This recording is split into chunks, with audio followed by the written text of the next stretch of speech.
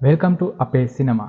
අද අපි අශෝක හඳගම නිර්මාණය කරපු රාණි චිත්‍රපටය ගැන බලමු. චිත්‍රපටය බලන්න කලින් දීපු ප්‍රොමෝෂන් අනුව මම හිතුවා සුපිරිම ෆිල්ම් එකක් වෙයි කියලා ගොඩක් ලොකු අදහසකින් තමයි චිත්‍රපටය බලන්න ගියේ. චිත්‍රපටය ඉවර වෙන්න කලින් නිදා ගන්න අරකයි කියලා ලොකු ගේමක් දීගෙන තමයි කොහොමරි නිදා ගන්න නැතුව චිත්‍රපටිය බලලා ඉවර කරේ. රාණි චිත්‍රපටියේ කතාව ගැන කියනවා නම් 89 අණු ගණන් වල ක්‍රයිසිස් එකේ ජර්නලිස්ට් රිචඩ් සොයිසාව පැහැරගෙන ගින් ඝාතනය කරපු සිද්ධියක් මුල් කරගෙන තමයි චිත්‍රපටය අරන් තිබුණේ. ඒ ඝාතනය සිදු කරන්නේ එවක ආණ්ඩුවේ කට්ටිය කියලා තමයි ડોક્ટર මනෝහරි හිතන්නේ. ඒ මරණයට සාධාරණයක් ඉල්ලලා තමයි එයාට ඒ සාධාරණයක් ඉෂ්ට වුණාද ඒ ඝාතකයන්ට මොකද වුනේ කවුද ඒ ඝාතනය කරන්න කිව්වේ කියන දේවල් බේස් කරගෙන තමයි නිර්මාණය කරලා තිබුණේ. නමුත් කියන්න ඕන දේ නිසියාකාරව පික්චරයිසේෂන් එකෙන් හොඳට තිබුණාට ස්ක්‍රීන් ප්ලේ එකේ ස්ලෝ එකක් තිබුණා. සමහර තැන් ට්‍රිම් කරලා අයින් කරලා තිබුණා නම් වෙන පැය භාගයක් ඇතුළත ඒ ෆිල්ම් එක සම්පූර්ණයෙන්ම කරගන්න තිබ්බයි. එහෙම වුණා නම් ඒක ෂෝට් ෆිල්ම් එකක් වගේ සම්මාන පිට සම්මාන ගන්න පුළුවන් ෂෝට් ෆිල්ම් එකක් වෙන්නේ නැති ලංකාවේ. ලොකු ෆිල්ම් එකක් ගන්න තරම් ඒක මොකුත් ඇඩ් කරලා තිබ්බේ නැහැ. එකම ස්ටෝරිය ෆස්ට් හාෆ් සෙකන්ඩ් හාෆ් දෙකේම ලොකු ට්විස්ට් ඇන්ඩ් ට්විස්ට් එකක් තිබ්බේ නැහැ. ඉතින් එක දිගටම එකම ස්ටෝරිය තමයි අරගෙන ගියේ. ඒකට වඩා මම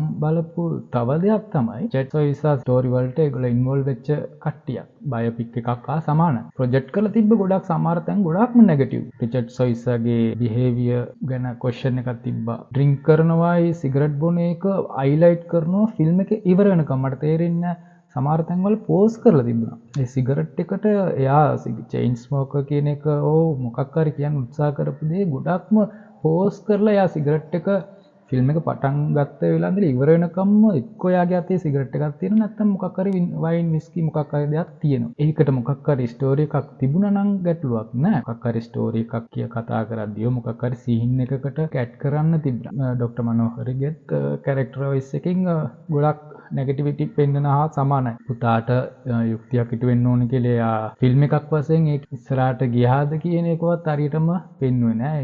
ඒ ගෝ ත්‍රූ වුණ ස්ටෝරි එකක්. ඉතින් එහෙම කුතුහලයක් ඒම දෙයක් තිබුණේ නෑ. ඒ පොලිටිකල් පැත්තෙනුත් එයා ගියාට ඒකෙන් මා ලොකු දෙයක් පෙන්වුවෙත් නෑ. මහින්ද රාජපක්ෂ කියන ලොකු චරිතයක් ගැන ෆිල්ම් එකේ ට්‍රේලර් එක පවා තිබුණා. මොකක් හරි ලොකු කතන්දරයක් ඇති කියලා එහෙම දෙයක් නෑ. පොලිටිකලි ජොයින්ට් වෙන්න පටන් ගන්න කාලවකවානුගේ යාගේ සහයෝගයක් තිබුණා කියන මතයක් පෙන්වන්න ඇරෙන්නේ යාගෙනුත් ලොකු දෙයක් තිබුණේ නැහැ. තිබ්බ ප්‍රොමෝෂන් එක ඇටියට ඒ ෆිල්ම් එකේ ගන්න දෙයක්වත් නැහැ. ඒ කතාව ගොඩක් සේෆ් සෝන් එකෙන් තමයි මූව් ඔන් වුනේ. තිමට වුණත් අර එයා යුක්තිය ඉල්ලලා ගියාට ඒකින් සාධාරණයක් යාට ඉෂ්ට වුණාද කියන එකවත් නැහැ. ඒක චිත්‍රපටිය අවසානයේදී මට කියන්න තියෙන්නේ මේ ෆිල්ම් එකේ කියන තරම් ප්‍රොමෝෂන් එක ඇටියට ඒ ෆිල්ම් එක ඇත්තට මොකුත් තිබුණේ නැහැ. 89 90 ගණන් වල තිබුණ අර ක්‍රයිසිස් එක ගැන මොකද්ද මේගොල්ලෝ කියන්න උත්සාහ කරේ කියන එකවත් හරියටම නිසියාකාරව ඒක ප්‍රොඩියුස් කරලා තිබුණේ නැහැ. පර්සනල් ඇජෙන්ඩාස් එතන ඉන්වෝල්ව් වෙලා ජනතාවට පෙන්වන්න ඕන කියන මතයක් තිබුණා හැරෙන්න ෆිල්ම් එකක් වශයෙන් හෝ මේ ෆිල්ම් එක බලන්න ආපු කෙනාට මේකෙන් ගන්න පුළුවන්. මේක ජස්ට් එන්ටර්ටේන්මන්ට් ෆිල්ම් එකක් නම්